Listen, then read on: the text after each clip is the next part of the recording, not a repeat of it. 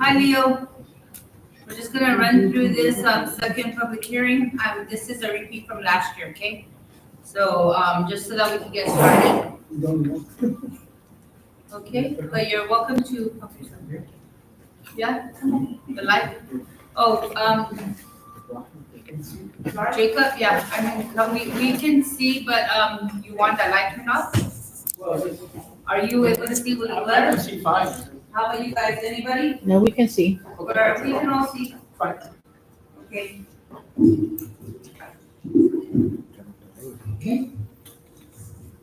Good day and good afternoon, everyone. We are here at the Tumon Mayor's Office, Tumon Senior Center, public hearing.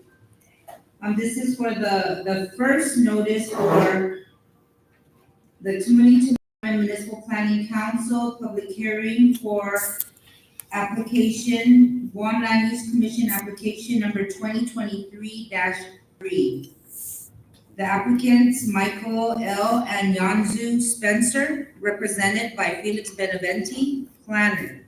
They are requesting for a zone variance for setback for a proposed 4-unit apartment building for a side yard of 3 feet, short 7 feet of the required 10 feet side yard setback on lot 5078-2-1-3 in the municipality of Tumon in a hotel resort zone. This is located in Marata Street, Tumon. Here we have with us Mr. Felix Benavente, and this public hearing notice is in compliance with the open government law. This notice was posted on the Government of Guam portal and the Guam Daily Post website on July 10th and July 15th, 2025. This is also being live streamed on the Tumon Mayor's Office Facebook page and the Team Tatua YouTube channel. This is a repeat public hearing of what we've had held last year on April 4th and April 11th, 2024. After those public hearings, there has been no testimony of opposition in regards to this. So we are doing this as part of the requirement so that it can move forward to the Guam Land Use Commission for their final approval or decision to approve or disapprove. So at this time, we'd like to ask Mr. Benavente to go ahead with his presentation. Thank you, Mayor, and Municipal Planning Council. Okay, we just would like for you to speak into the mic because it's being recorded. Yeah, for recording purposes. Thank you, and we're happy to be back in Tumon. Thank you for hosting this public hearing. We are here on behalf of Mr. and Mrs. Michael Spencer, who are requesting for a setback variance on their so they can build a 4-unit apartment building down in Tumon on Marata Street.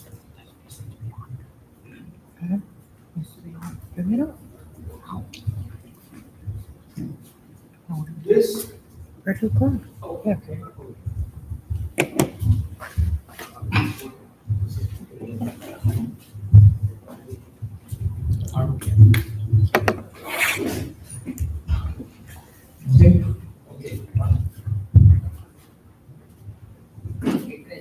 Okay, thank you. We'd like to take you to the location. This in red is San Victor's Drive. Come on, I'm sorry. This over here is the Hyatt. The entrance, this in orange is Marata Drive, Marata Street. So Sandcastle is right here, and this is the intersection of Marata and Valley San Victor's Drive. The property is shown in yellow, 5078-1-3. It's in a hotel zone. It's in Tumon.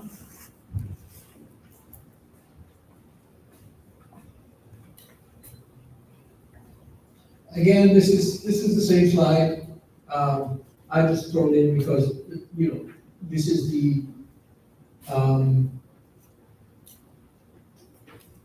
existing uses within 750 feet from the subject lot. Again, at the end of this arrow is the subject lot. I already mentioned that the Hyatt is across the street of San Victor's. Behind it is an apartment complex. Further up the hill is this other apartment complex. Across the street is a vacant lot, many times used for parking by Sandcastle.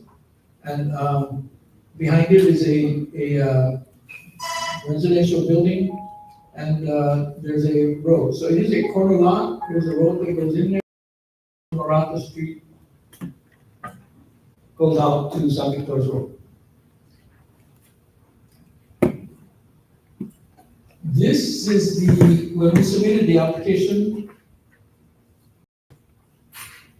about going on 2 or 3 years. They had put up a fence around the property. This arrow shows you the property on the ground. Again, this is Marata Street that goes out to San Victor's. This building here is the Hyatt. And there's a commercial building here. There's a vacant lot here, I think it's used for parking. There's a road that goes to the properties in the back. And this is Marata Street. So it's a corner lot, front and it's got 2 fronts and 2 sides. This is a continuation picture. Again, the arrow shows you the lot. Right behind it is this apartment building. Again, it was put up in 23. This picture was taken. We put up the sign. It's again showing that it's applied for a zone variance. And they had put up a fence. I think this site was a former, some people say it used to be a tavern or a nightclub. And it was blown down by a typhoon, so it's a destroyed building. So you're behind this fence is a remnant of the building. But since that time, there have been several typhoons, and they have torn the fence down. So this is a picture of the property when the fence was blown down. Again, that's the same lot. This is a slide of this is the property map. Again, this is the lot. It's a corner lot. There's a road that goes back here. Marata Street is right there. This is a small lot here. When this on the right side, when this was taken, when this survey was taken, there was a remnant of a building here. So that building is no longer there. But this same lot is this lot in Zoom enlargement mode. And there used to be a house here, which was then used for a nightclub or a bar. It's vacant, it's been torn down. Actually, the owner retained a contractor to tear the building down, and they discovered that it was in a historic zone. Tumon, at the edge of the historic district. It's like the historic district line runs right through it. So you have to go to Parks and Rec. And Parks and Rec says you can't touch the building. You got to do an archaeological assessment, which they did. And so one of the, I'm just giving you some background. One of the requirements of Parks and Rec is when you do any work on the property, you have to invite us so we can monitor your work. So that was part of the archaeologist's response to the Parks and Rec concern. The Parks were just, we don't know what's there, but call us when you start tearing the building down. So he couldn't even tear the building down until he got the archaeological plan approved by Parks and Rec. And just for information, when you approach Parks and Rec for an archaeological assessment, what you do is you give them what you intend to do, how you intend to do it. Then you have to wait and see if they accept your approach. You give them your approach, accept your approach, they sign off, and you continue. So the approach here was, if we touch the building, which is just a remnant, we have to let you know. Okay? So that's where we are now. We haven't touched the building at all. It's a tough building, but we can't touch it. So this is a site plan. This is the proposed site plan. This is the lot in dash line. This first, and I'm sorry that the clear is not as clear as it should be, but the first floor is parking with the stairways in the middle. See that there? This is the same, this over here, it says site plan, the square lot, the building perimeter, and parking on the bottom floor. And over here are the two cars per unit, laid out one in front of the other. And again, this shows the corner lot. Cars will move in, turn right, and come out. It's a simple 4-unit apartment, 3 stories, less than 30 feet. The reason we're here is that they are too close to the side over here. So it would typically be 8 feet. But they could only provide 3 feet. So they were short of complying with the setback requirement. And so that is the application that we submitted. Again, it's a 3-story building, simple 3-story apartment building. Parking on the first floor, 1, 2, 3, 4 units. Balcony on the front and back. This is a landscape plan. We intend to put landscaping on side 1 back here. Green, like page stones, where it fronts Marata Street. And some shrubs and bushes on this side where it fronts this side. And of course also, it's the kind of concrete that has the flow through water on it. It's not a fence land. But they still do have percolation trenches right here to absorb the stormwater, and percolation trench in the property on the front side, and percolation trenches back here for stormwater. This is a artist rendering of the building. We think it's a major improvement to what there is now. And like the mayor said, we're here for the second time. And one of the things that the council required before mayor, I think, was that we expand from, they were only providing 3 feet over on this side. We're putting up this wall here. So the council says, at least expand the wall, we hit at least 5 feet. So that's that is included in the regional planning council resolution. And I think that concludes our presentation. Thank you very much, Felix. Once again, I'd just like to remind you all that the reason why we're doing this again is because the Guam Land Use Commission, the Department of Land Management, did not have the postings that we had, that we did have the public hearings last year on April 4th and on April 11th. The 2 public hearings, and then we went into our municipal planning council meeting. So during our municipal planning council meeting on April 11th, It was motioned by, member Bob Heron to support the application, seconded by Michael Asisti, and over in favor, no one.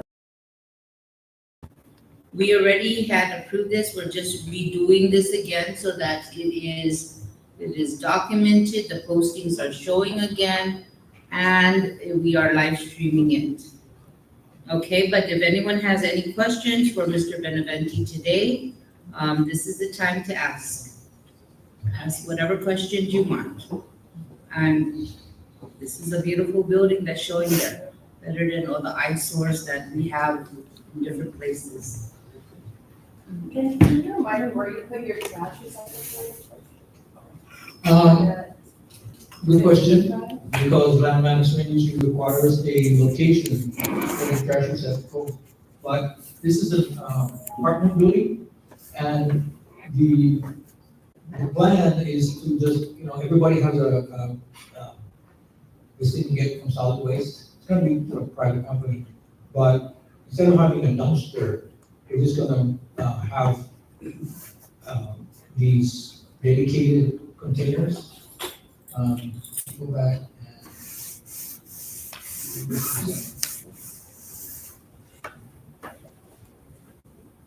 it will be near the stairs. It's not called out here, but we'll call it out. We'll be over here.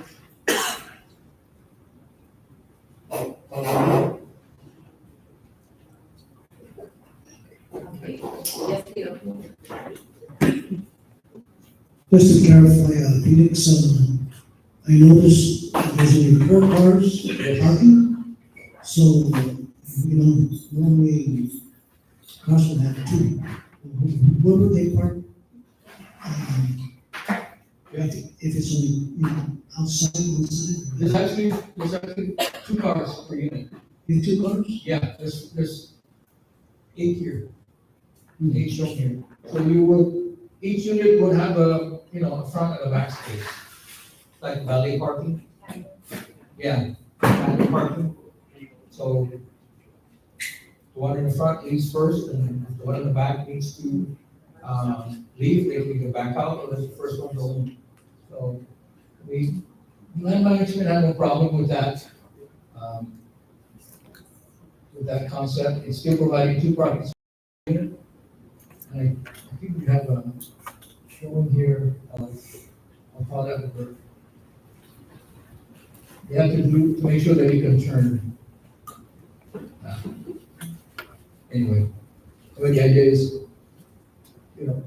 go out here and turn right.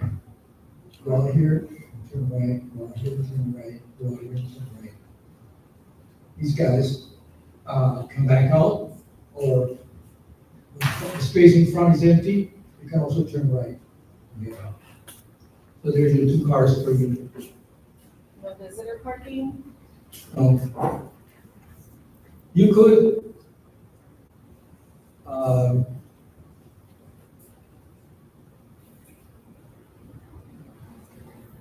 visitors usually just park for a little bit, right, and leave. They don't stay. So like any other place, you can park on the right of way for a while. I'm glad she asked that question because we are having this issue all over the place. Whenever new development comes up, they talk about having adequate parking and all that, nice condominiums, apartments, businesses, offices, so forth. And we're having problems with their guests and customers parking everywhere else, blocking people's home. A lot of times people are giving setback to the government, for right of way or, in case of any emergency, so we're hearing all the complaints that they're still paying for, they're paying their taxes on that property. However, they give setback for, for in case of any emergency, but then other people come and park there.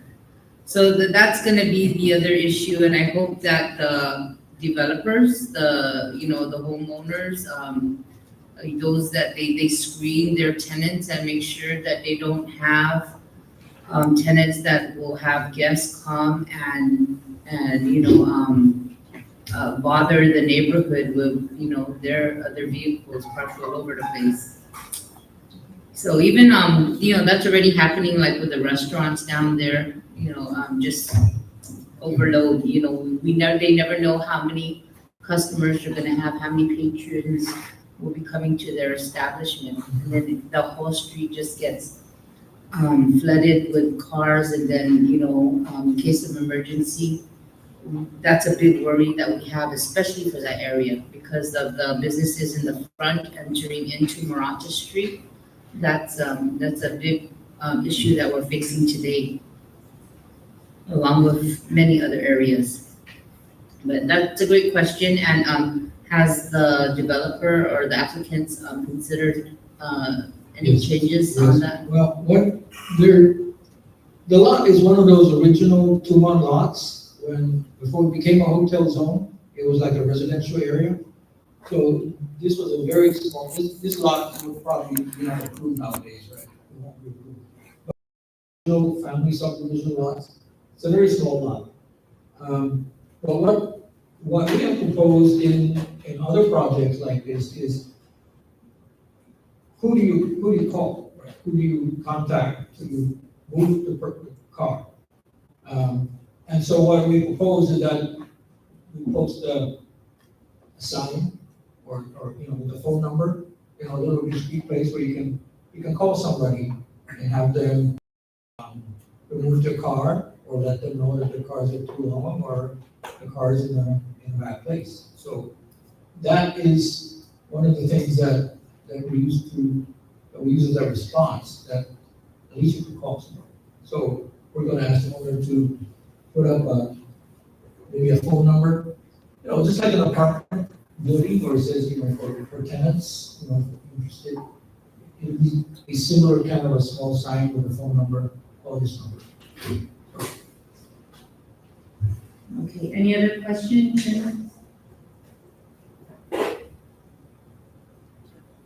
Okay. There being none, we'll go ahead. This will conclude our public hearing. No other attendees from the public, council members, everyone okay? Any questions? No? Okay, thank you very much, Felix, for your presentation and your time, and, we'll go ahead and close this public hearing. The time is now 5:52 PM, and this public hearing has ended. Yeah.